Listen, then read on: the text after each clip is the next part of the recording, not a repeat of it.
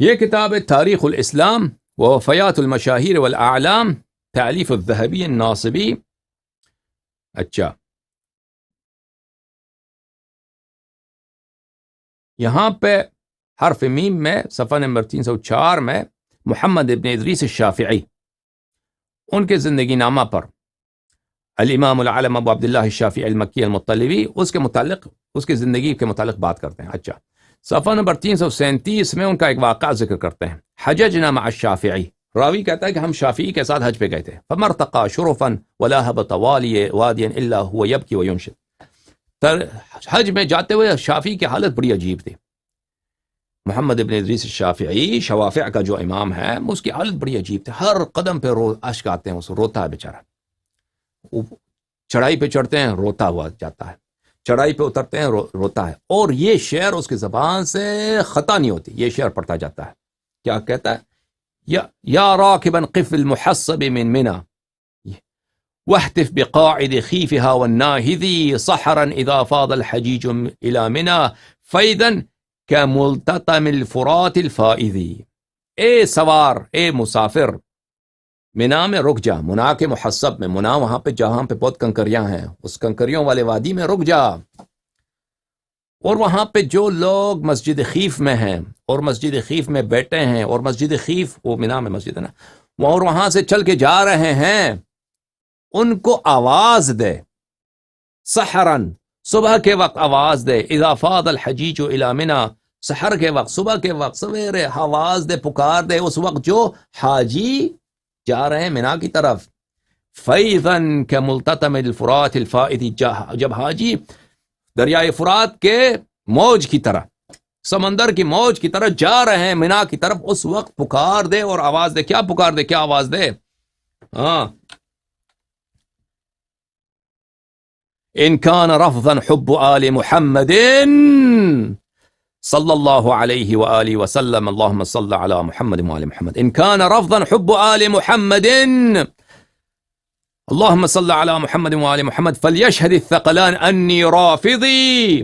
اگر رفض کا یہی مطلب ہے، رفض کا یہی مطلب ہے کہ حب اہل بیت کا مطلب رفض ہو، تو ثقلان شاہد رہے، جن و انس، دنیا و ما فیہا شاہد رہے کہ میں قوم میں رافضی ہوں، میں ہوں رافضی۔ ٹھیک ہے نا؟ یہ کون؟ محمد ابن ادریس شافعی۔ یہ حج پہ جا رہا تھا۔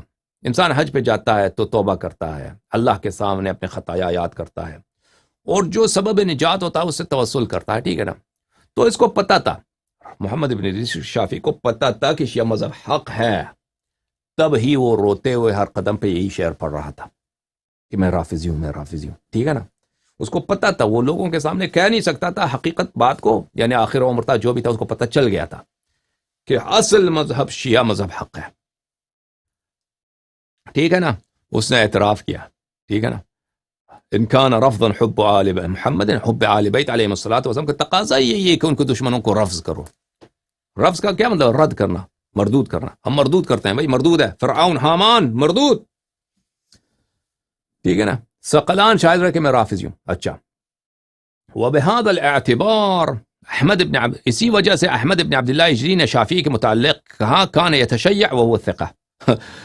احمد ابن عبداللہ اجلی نے فرمایا ہے کہ شافعی تو شافعی شیعہ تھا لیکن وہ ہے ثقہ۔ اچھا، قلت، زابی اب کہتے ہیں قلت ومعنى هذا التشيع حب علی وبغض النواصب۔ کہتے ہیں اس کہ سلام من اللہ علیہ، کہتے ہیں بات سنو، زہبی کہتے ہیں بات سنو، جلدی نہ کرو۔ اس تشیع کا مطلب یہ ہے کہ امیر المومنین علیہ السلام سے محبت کرتے تھے اور نواسب سے دشمنی کرتے تھے۔ نواسب، اب نواسب کا دائرہ تو بڑا وسیع ہے نا، وہ شافعی کو تو پتا تھا کس نے امیر المومنین علیہ السلام پہ ظلم کیا، اس سے جنگیں لڑی ہیں، وہ یہ بھی پتا ہے کہ کس نے ان کا حق امامت غصب کیا تھا۔ کہتے ہیں کہ ان یتخذہ مولا، اور اس کا مطلب تشیع کا مطلب یہ ہے کہ امیر المومنین علیہ السلام کو ہم اپنا مولا مانے، عملاً بما تواتر عن نبینا صلی اللہ علیہ وآلہ، ہم عمل کریں اس حدیث میں جو متواتر ہے نبی کریم صلی اللہ علیہ وآلہ وسلم سے۔ کون سا متواتر ہے؟ من کنت مولا فعلی علیہ السلام مولا، یہ حدیث متواتر ہے۔ اعتراف کیا نا تواتر پر. اب مانا اس نے غلط کیا ہے ذہبی نے کہ اس کا مطلب ہے دوستی. ہم ثابت کریں گے اس کا مطلب صرف دوستی نہیں ہے. دوستی ثابت ہے اپنی جگہ، لیکن حدیث کا مطلب دوستی نہیں ہے.